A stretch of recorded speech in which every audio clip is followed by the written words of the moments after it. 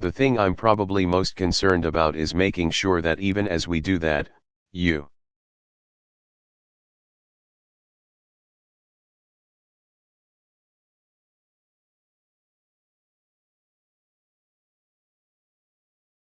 S. policy, U.S. statements, U.S. positions don't further radicalize Muslims around the world.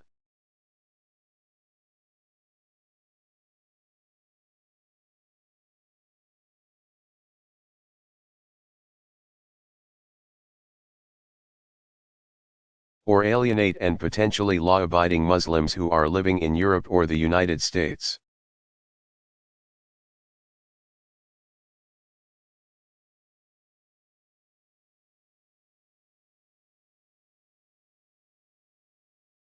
And that's why I think it's important for us to understand those are our key allies in this fight, not enemies.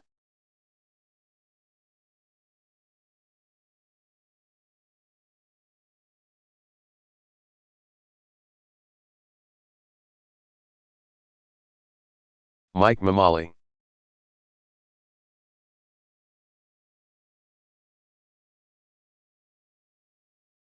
Question, thank you, Mr.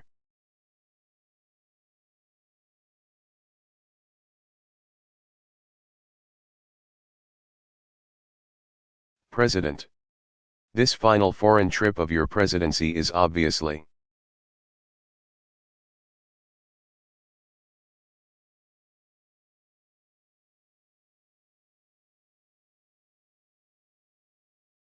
playing out in very different circumstances than you might have expected.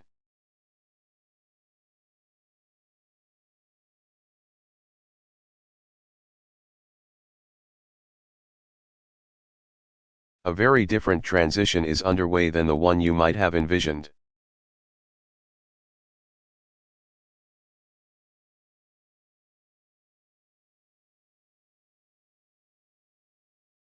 Given that, though, I wonder if you intentionally sought to approach this trip reflecting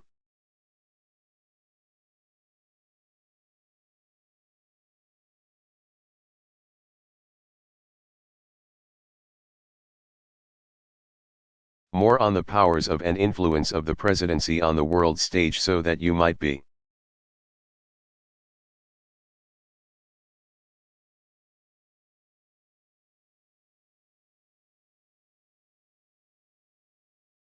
able to offer the kind of counsel to your successor that he has said he hopes to draw upon.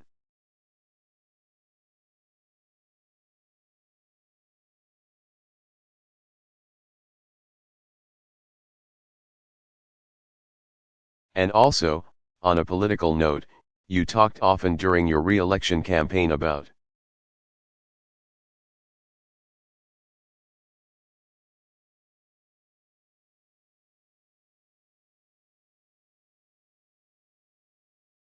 this fever that had consumed the Republican Party, an effective political strategy that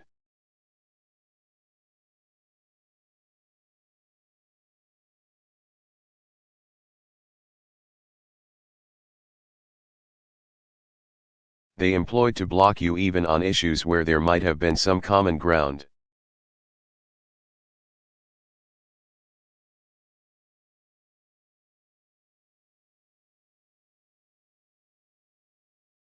What would be your advice to Democrats who might see that kind of strategy?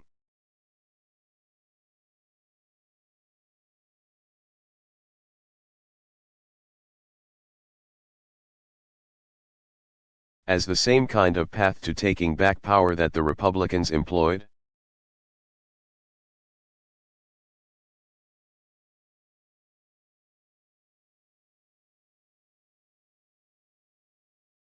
And related to that, what would your advice be to House Democrats about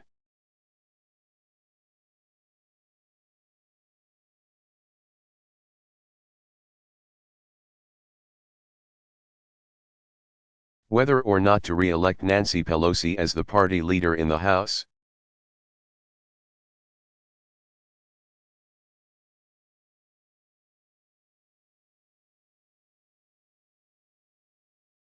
President Obama, I'll work in reverse.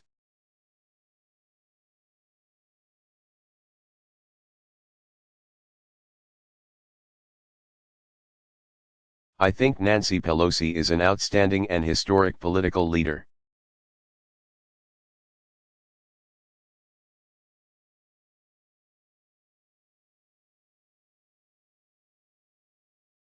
So much of what we accomplished was accomplished because of her smarts, her tenacity, her legislative skill.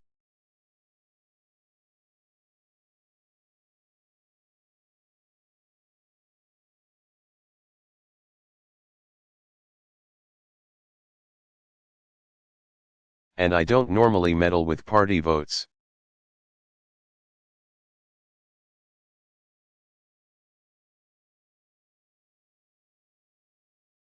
And certainly on my way out the door, probably I shouldn't meddle here.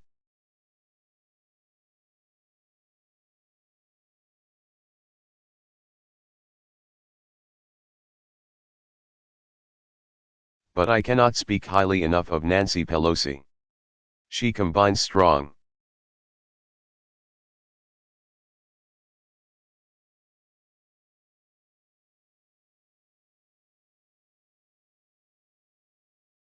progressive values with just extraordinary political skill.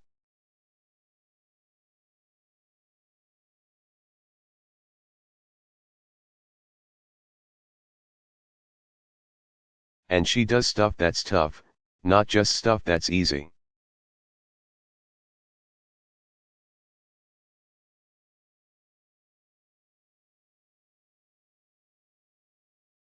She's done stuff that's unpopular in her own base because it's the right.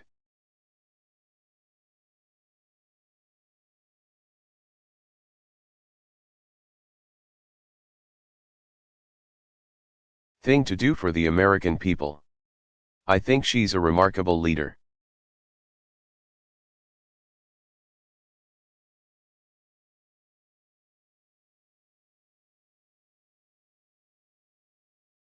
With respect to Democrats and Republicans and how Democrats should deal with a new administration.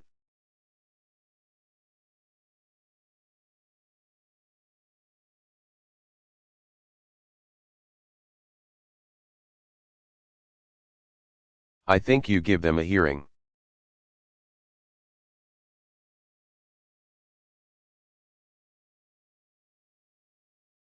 I certainly don't want them to do what Mitch McConnell did when I was elected. Meet the day.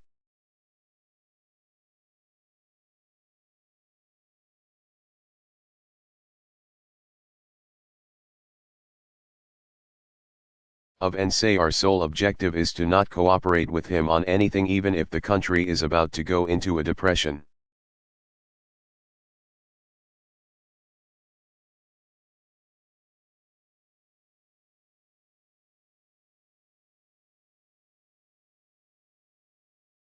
So that we can gain seats in the midterms and ultimately defeat him.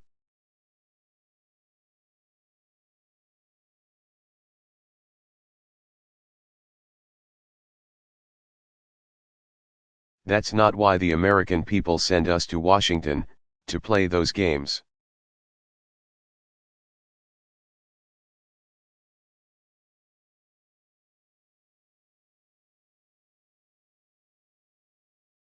So that's not my advice to Democrats.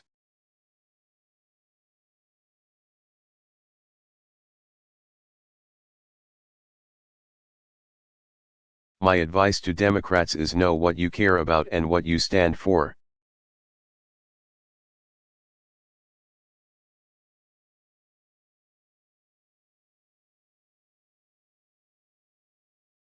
And fight for your principles even if it's a hard fight.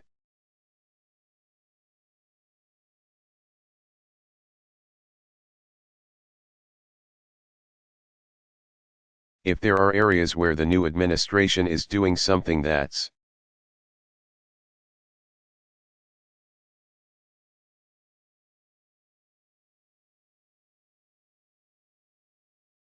going to be good for the American people, find a way to work with him.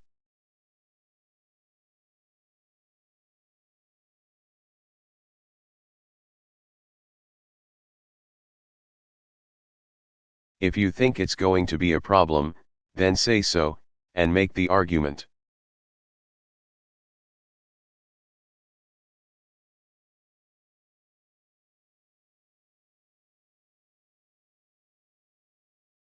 The touchstone is, what's good for the American people.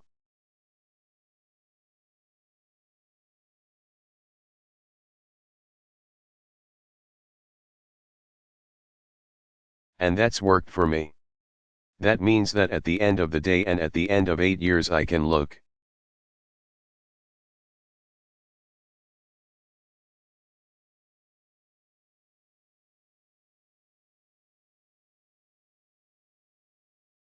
back and I can say that I consistently did what I thought was best. It doesn't mean you don't make mistakes.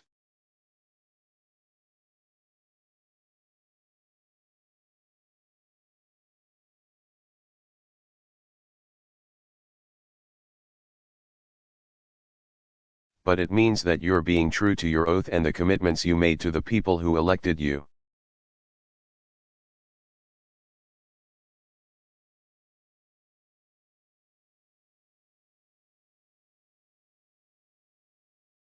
And in terms of reflecting on the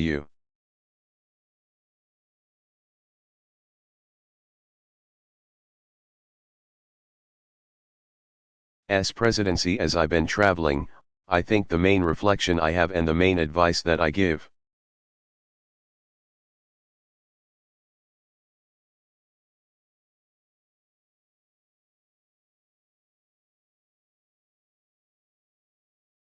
to the incoming president is the United States really is an indispensable nation in our world order.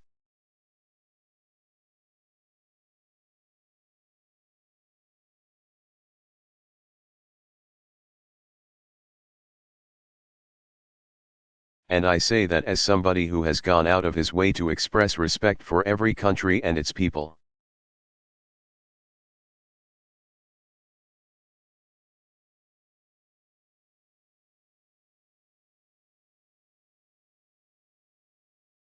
And to consistently acknowledge that many of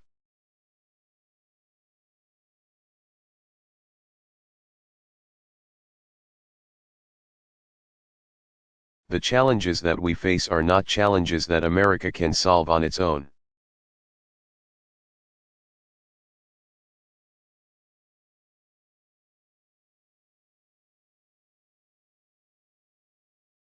But what I also know is that the basic framework of the world order coming out of World War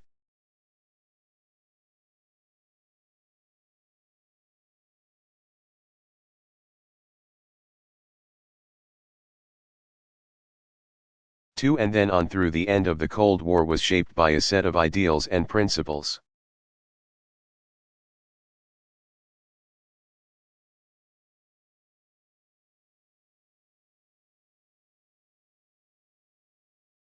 That have worked for the vast majority of people, not just America, but around the world.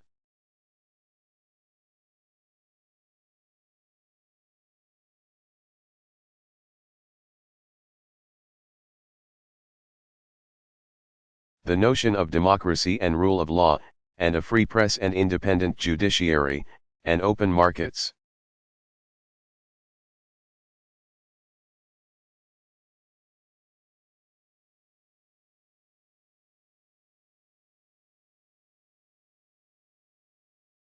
And a social welfare state to moderate some off the sharp edges of capitalism, and lifting up issues of human rights.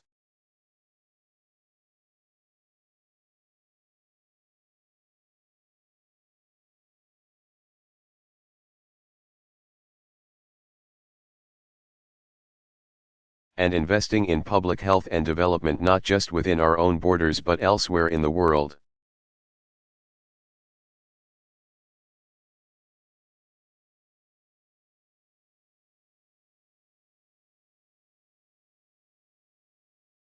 And working with multilateral institutions, like the United Nations.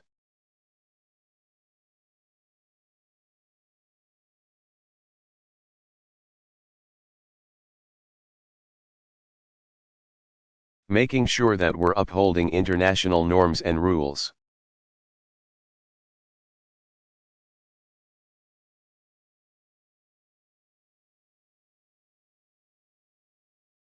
That's what's made the modern world.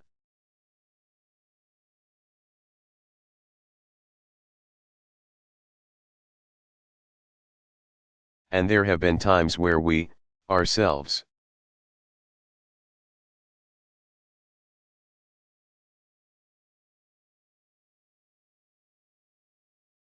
have not observed some of these norms as well as we should, and have been accused of hypocrisy.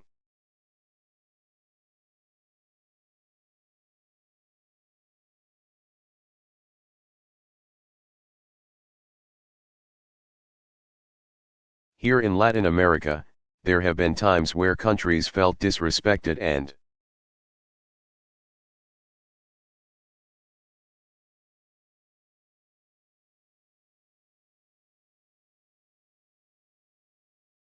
on occasion, had cause for that.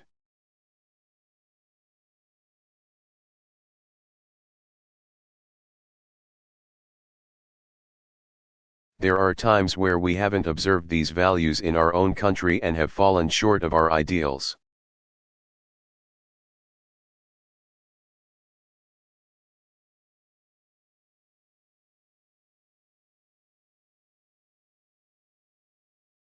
But that basic structure is the reason why the world is much wealthier, much more secure.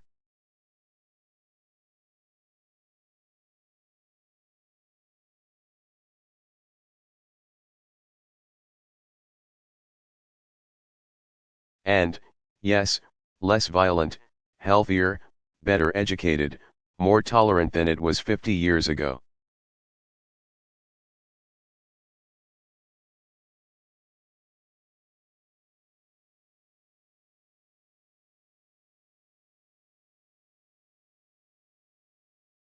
And that requires constant work.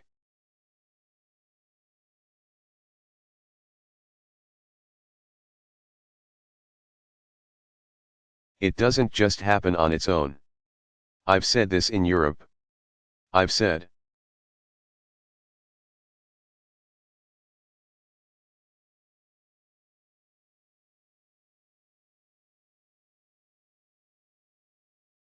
this in places where there's this pushback against this modern order.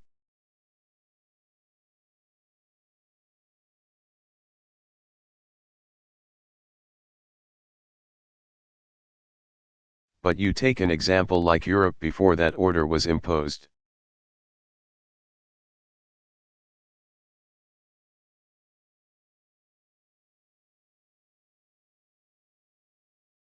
We had 2 world wars in the span of 30 years.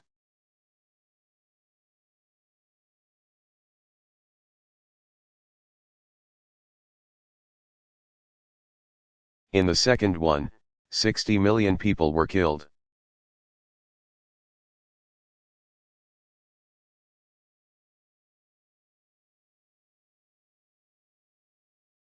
Not 500,000, not a million, but 60 million. Entire continents in rubble.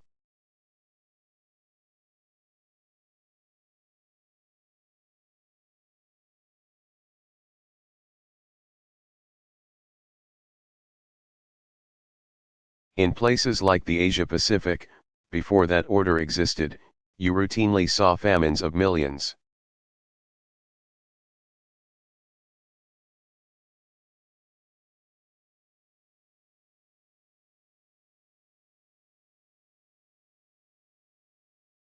Of people, not just concerns about low wages, but people dying because they didn't have any food or drinking water.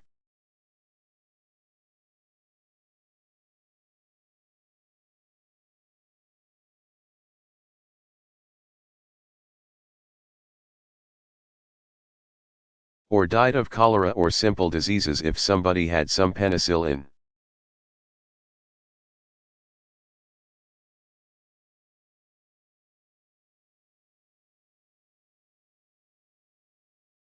And so what I would say would be that we all share responsibilities for improving that order and maintaining it.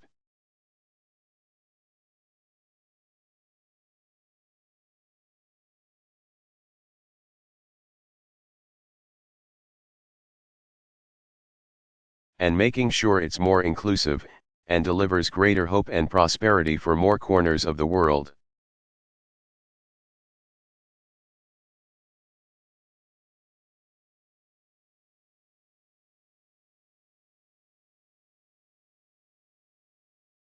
We all have responsibilities, every nation, in respecting the dignity and worth of their citizens.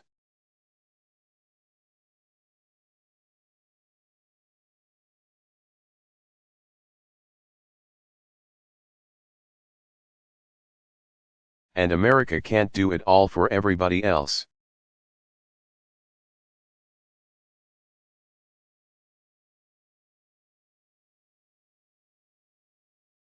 There are limits to our reach into other countries if they're determined to oppress their people.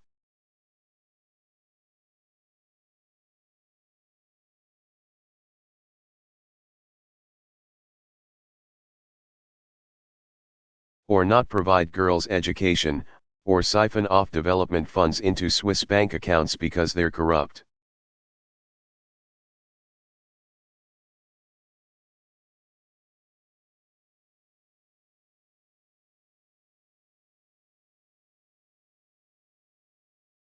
We're not going to be able to handle every problem.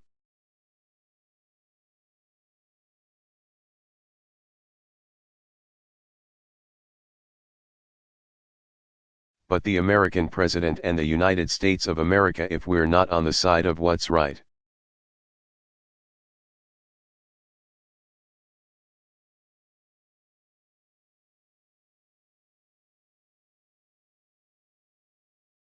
If we're not making the argument and fighting for it.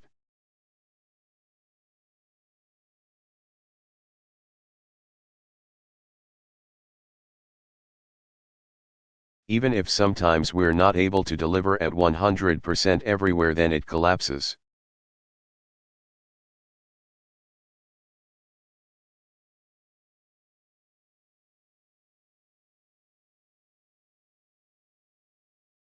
Russia is a very significant military power.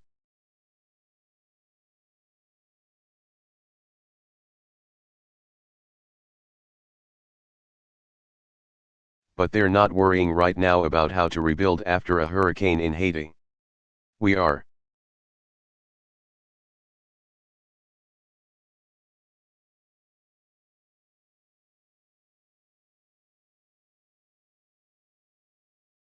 And I've said before, that's a burden that we should carry proudly.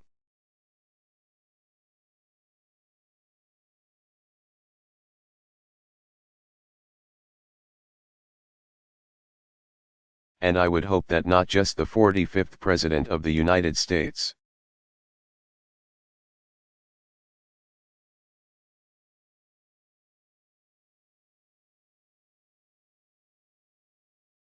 but every President of the United States understands that that's not only a burden, but it's also an extraordinary privilege.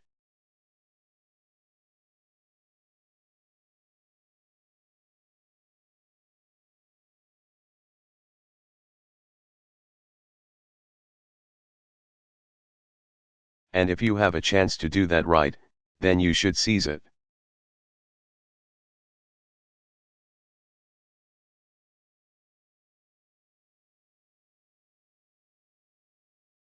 All right?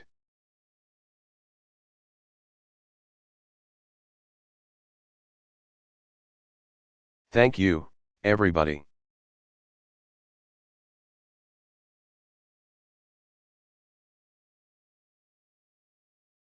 Barack Obama.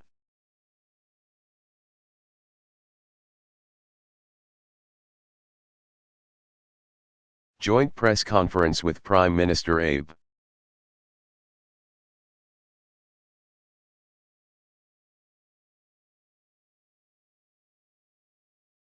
Delivered April 24, 2014, Akasaka Palace, Tokyo, Japan.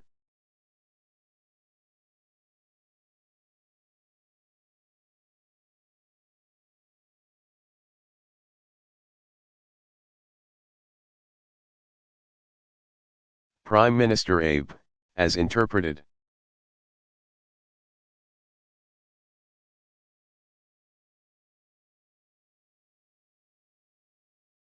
On behalf of the Japanese people, I would like to express my heartfelt welcome to President Barack Obama.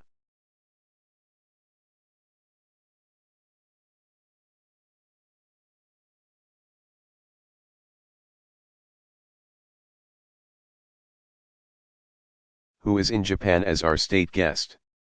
Barack and I met at the White House for the first time last year in February.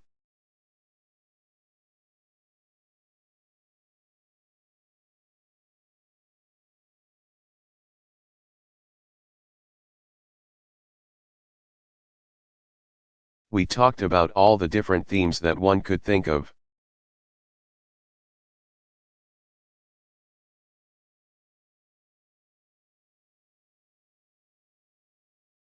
We had talks without reserve and we confirmed that we had the same.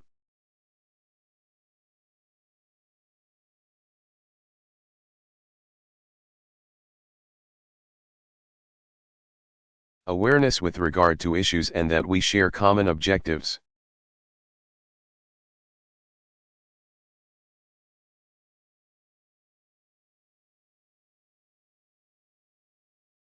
The Japan U.S.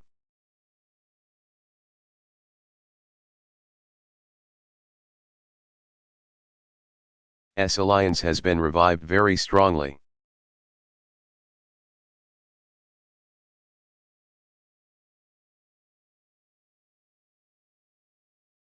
And the nature of our talks this time was such that we were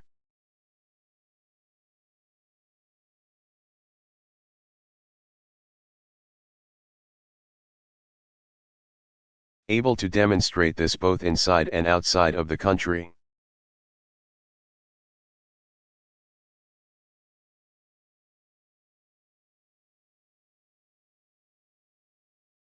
Barack said this before to create a large economic zone in the Asia-Pacific would bring about major benefits to Japan.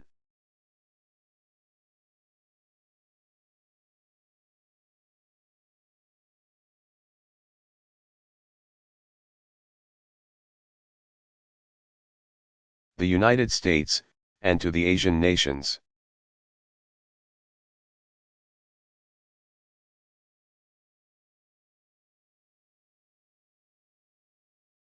The TPP was indeed a very far-sighted plan.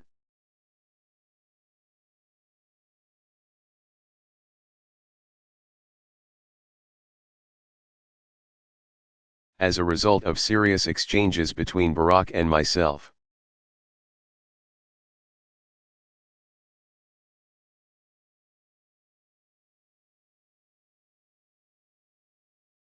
Japan was able to make the transition to the next stage, which was to participate in the TPP talks.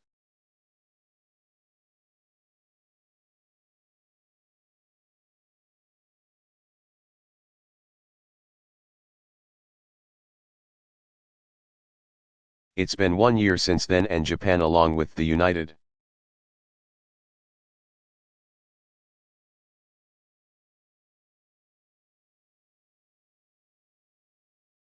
States is in a role to lead in a major way the TPP talks.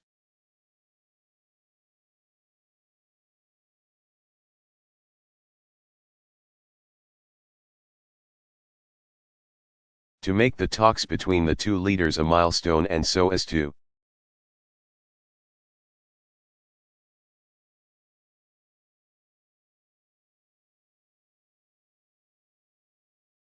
resolve pending issues between our two countries, Minister Amari and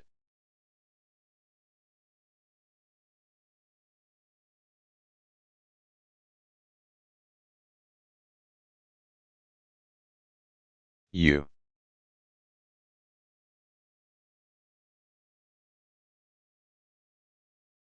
S. Trade Representative Ambassador Froman decided that they would energetically and earnestly continue the talks.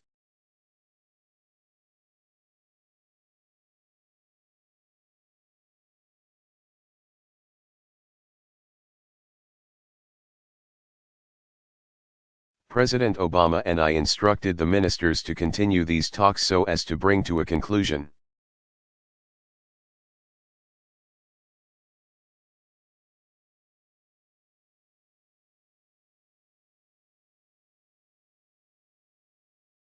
The remaining issues and so as to bring about a major conclusion of the TPP talks as a whole.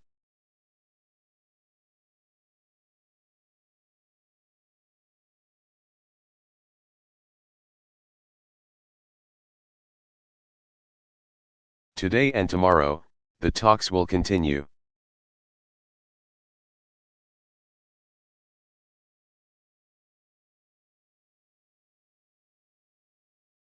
So the joint statement released will see the result of this, and we will formulate a joint statement after this.